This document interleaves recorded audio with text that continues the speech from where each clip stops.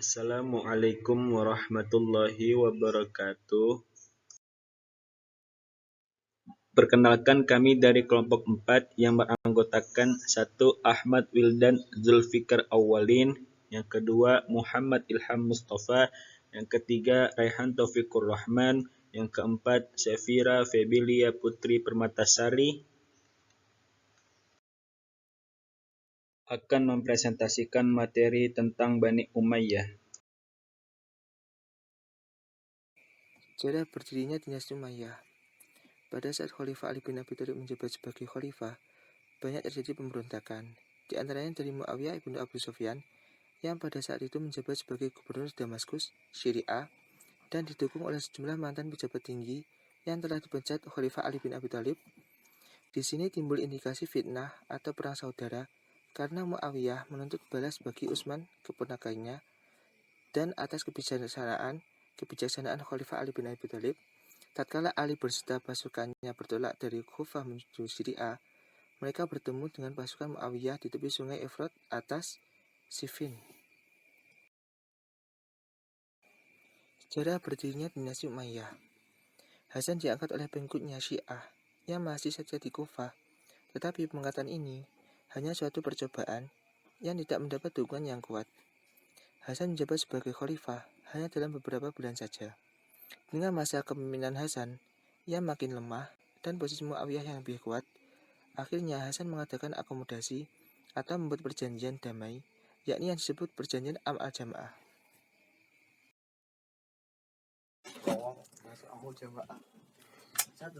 Isi dari Am al-Jamaah yaitu: 1. Muawiyah harus memerintah menurut kitab Allah, sunnah Nabi Muhammad SAW, dan perangai Khulafaur Rasyidin. 2. Muawiyah akan menyerahkan jabatan khalifah kepada syuro kaum muslimin. 3. Orang-orang dimanapun berada, harta, jiwa, dan anak-anaknya berada dalam keadaan aman. 4. Para sahabat dan pengikut Ali bin Abi Thalib akan dijamin keamanannya. Dan yang kelima yaitu tidak ada gangguan secara rahasia ataupun terbuka yang ditimpakan kepada Hasan Ali bin Abi Thalib, saudaranya yaitu Husain, ataupun seluruh ahlul bait.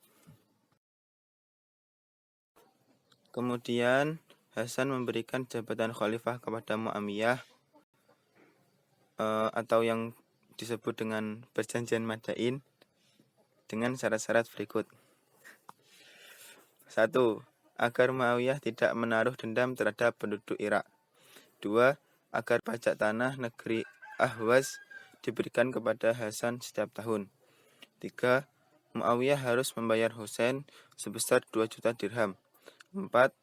Pemilihan atau pengangkatan khalifah selanjutnya harus diserahkan kepada musyawarah kaum muslimin. Fase kejayaan kebijaksanaan yang dilakukan pada masa ini antara lain pemisahan kekuasaan, ekspansi bidang administrasi pemerintahan, aspek politik, organisasi keuangan dan ketentaraan, sosial budaya, seni, dan sastra.